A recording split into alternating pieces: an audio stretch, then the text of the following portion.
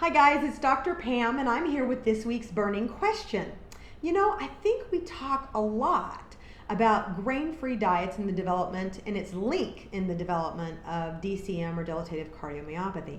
Now, if this is the first video that you've seen, there is no link, so go back and look at the other videos because there's a lot of good information there. For those of you who've seen, let's move on.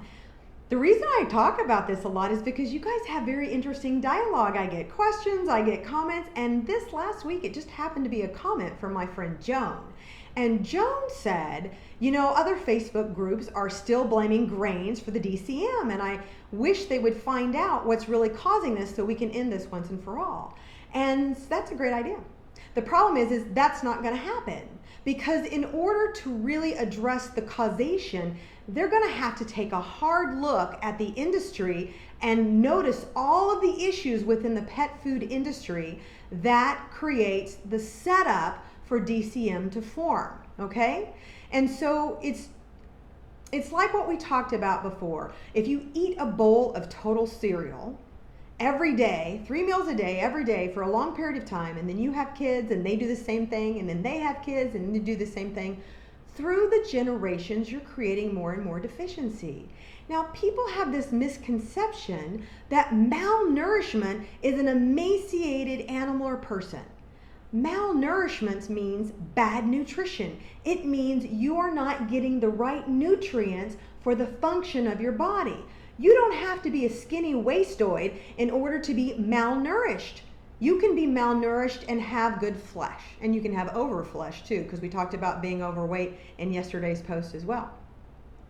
So what it is that they take foods not fit for human consumption, and then they create this dough and they heat that way up over 300 degrees. It obliterates, it's called denatureization, all the nutrient value, the enzymes, the vitamins, the proteins, they're all denatured and obliterates any nutritional value. Then they mix it with corn gluten meal because it's the cheapest way to do, right? And so look at Beneful, by the way.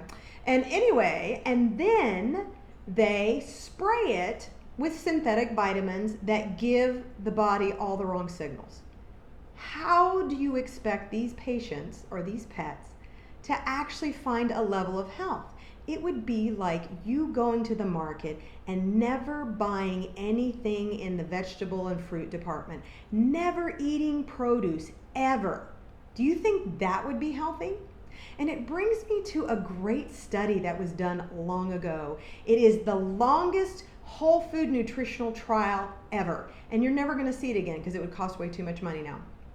It was back in 1932, and it was the Pottenger Cat Study. Many of you know this, some of you don't. If you don't know it, I can't go through all of it. It would take forever. But get online and have a look. It's so fascinating. So in 32, we had Dr. Francis Pottinger, and he was an MD who was running a study to standardize adrenal extracts. And in that study, he used cats because cats cannot live without their adrenals. Long story behind that, let's move on. So bottom line, he was feeding them all this same diet, but they were not thriving, and they could not even make the surgery that he needed to do to remove the adrenals.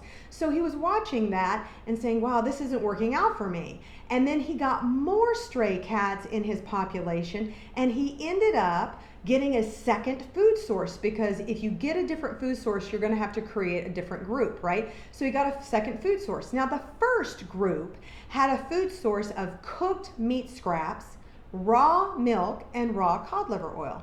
The second meat group had raw meat scraps, raw cod liver oil, and raw milk. And then he watched them and he noticed a plethora of changes, and he kept them for 4 generations, from generation to generation. And you know what he found?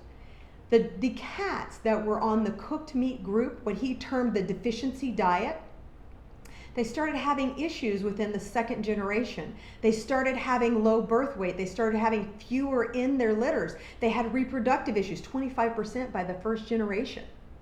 25%. Then he noticed all the itises. They had gingivitis, they had nephritis, they had hepatitis. They started having disease issues. And by the 4th generation, they were so physiologically bankrupt that none survived past the 6th month of their life. 6th month of their life. Yeah. Fascinating, isn't it? Now, contrast that to the raw group that had raw meat, raw milk, and then raw cod liver oil.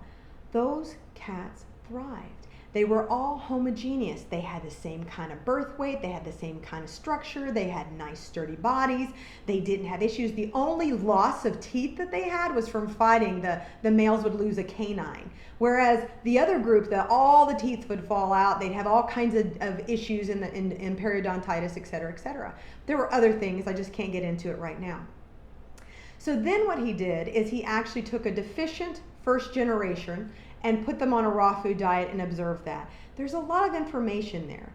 The bottom line is all the diseases that we see in the animals today seem to show very similar nature to the deficient fed animals in his study. It was a 10-year study with 900 cats. 900.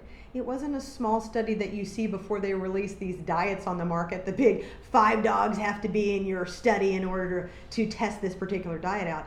It was 10 years. Go look up Pottinger. Pottinger Price has a great website for nutrition. And so anyway, have a look at that.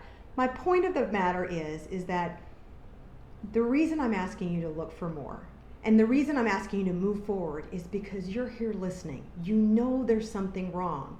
There's only going to be change when we draw enough awareness and enough outrage to see it changed. Now, the veterinarians, I've read a couple articles, the veterinarians are starting to get a little smart about it and start saying, wait a minute, I'm not trusting the pet food industry, so I'm kind of thrilled about that because it's been a long time coming. But what I'm going to do is I'm going to continue to talk about these things on my email list. I have finished it, by the way. Our first email will go out on September 1st. If you're not a member of our email list, I'll put the link down below, and you're going to get a free download for the 5-point checklist to assess your dog's health. Now, this is a kind of important, so I'd really like for you to have it because we use this as a guide as we go on and determine where your dog is and where they need to go.